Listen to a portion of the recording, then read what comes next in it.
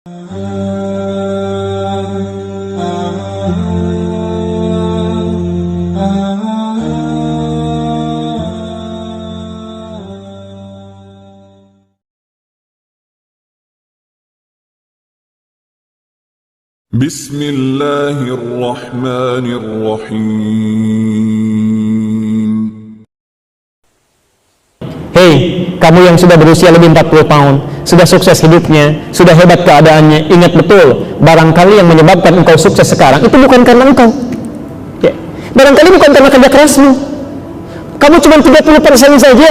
Barangkali yang menyebabkan engkau mendapatkan hasil luar biasa, Allah turunkan nikmat yang banyak, itu, maaf, ibumu yang sering bangun di keheningan malam.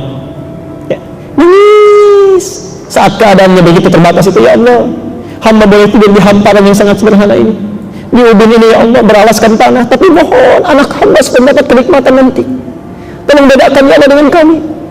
Bapak Anda yang pergi ke sawah itu membawa cangkul dalam terik panasnya, bermohon kepada Allah, ya Allah, kalau hamba bekerja seperti ini cuma makan singkongnya saja, mohon cucu hamba nanti, cucu hamba, anak hamba nanti, ya Allah, itu tuh yang sampai air mata, itu yang sampai kepada Allah, itu yang sampai. Kata Quran tentang anak kepada kedua orang tua, ya, tentang anak kepada kedua orang tua. Wa in jahadaka, Quran surah 31 ayat 15. Wa in jahadaka ala an tusyrika bima laysa laka bihi ilmun fala tuti'huma. Ya. Bahkan kalaupun orang tuanya non muslim, anaknya muslim, jadi ada anak masuk Islam, orang tuanya belum. Ya. Kata Allah, kalau orang tuanya memaksa mengajar untuk berbuat perilaku musyrik, maka tolak dengan lembut, dengan taati. Tapi ayat itu tidak berhenti di situ. Wasahibuhuma fid dunya ma'rufa. Tapi dalam urusan dunia tampilkan bakti terbaikmu. Berikan senyum terbaik, berikan hadiah terbaik, berikan bakti tolong terbaik, doakan supaya mendapat hidayah. Masya Allah. Ya. Anda bayangkan, orang tua non muslim saja itu masih diminta oleh Quran untuk diberikan baktinya.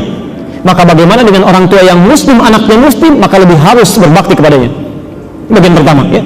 Jelas di sini? Tonton ya. Satu. Bagaimana cara berbaktinya? Pelan-pelan.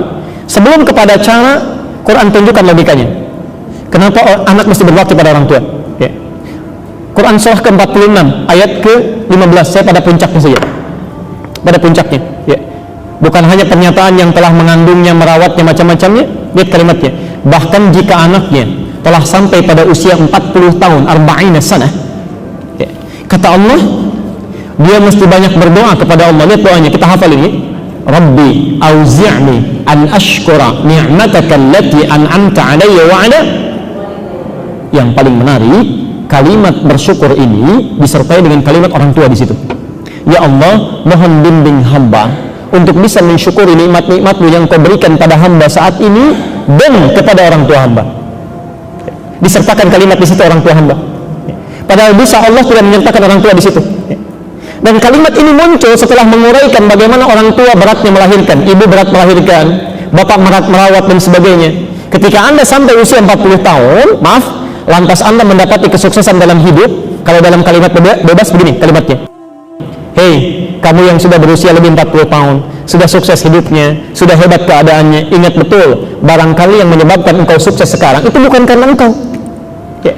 Barangkali bukan karena kerja kerasmu. Kamu cuma 30% saja. Barangkali yang menyebabkan engkau mendapatkan hasil luar biasa, Allah turunkan nikmat yang banyak, itu, maaf, ibumu yang sering bangun di keheningan malam. Ya.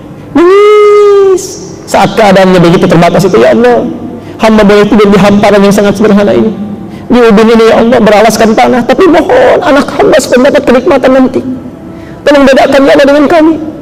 Bapak Anda yang pergi ke sawah itu membawa cangkul dalam terik panasnya, bermohon kepada Allah, ya Allah, kalau hamba bekerja seperti ini cuma makan singkongnya saja, mohon cucu hamba nanti, cucu hamba, anak hamba nanti, ya Allah, itu tuh yang sampai air mata, itu yang sampai kepada Allah, itu yang sampai, ya, itu yang sampai dalam mengandungnya, dalam merawatnya, memberikan ASI dan sebagainya. Kata Allah, bahkan ketika Anda sukses pun barangkali bukan engkau, cuma 30% aja, 70% orang tua. Ya. Karena itu kalau Anda masih belum sanggup terpikir malas-malas berbakti pada orang tua, maaf, jangan ingat marahnya sekarang, ingat susahnya dulu, ingat sulitnya. Ya. Biasanya kalau lebih ingat kepada sulit itu lebih cepat. Ya.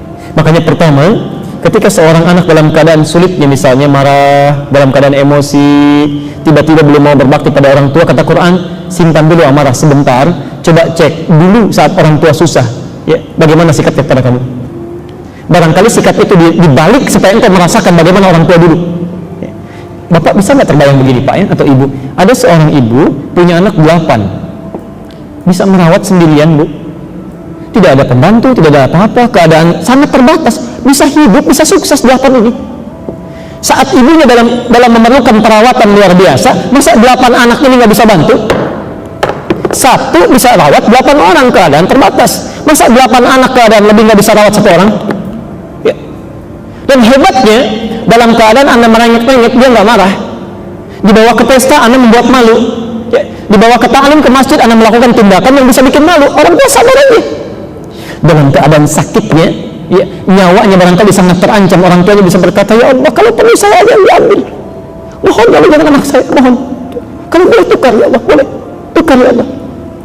Ada orang tua usia 89 tahun, anaknya 40 tahun sudah sukses, dibawa ke rumah sakit, Masya Allah, dalam keadaan sekaratnya, bisa nggak begitu?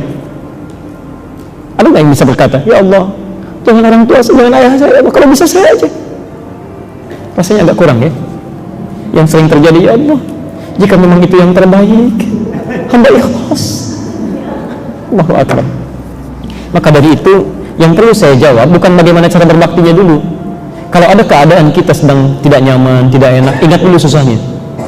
Barangkali keadaan itu ditukar untuk kita merenung, kamu dulu begitu, orang tua kamu nggak begitu. Masa sekarang ketika orang tua dihadirkan sekuku sedikit aja, sikap seperti kamu dulu, kamu marah? Ya, di mana pikiran kamu? Bahasanya gitulah kalau Quran ya.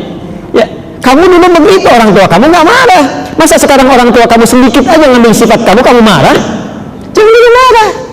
Ya, yang non muslim saja mesti berbakti, masa yang muslim kita marah? Itu satu jawaban Quran yang pertama. Ya. Nah, kalau sudah paham itu semua, bagaimana cara berbaktinya? Quran surah ke-16 ayat 125. Ud'u ila sabili rabbika bil hikmah. Ayo ajak kepada tuntunan Tuhanmu, kepada jalan Allah dengan hikmah. Ya. Pakai hikmah dulu. Ya. Caranya bijak. Ya. Jangan nasihat dulu, nasihat nomor 2, hikmah. Ya. Hikmah itu cara yang bijak. Yang bijak. Ya. Bapak jarang ke masjid, ya. Mulai ingin diajak ke masjid, ingin mendekatkan dengan sunnahnya di masjid.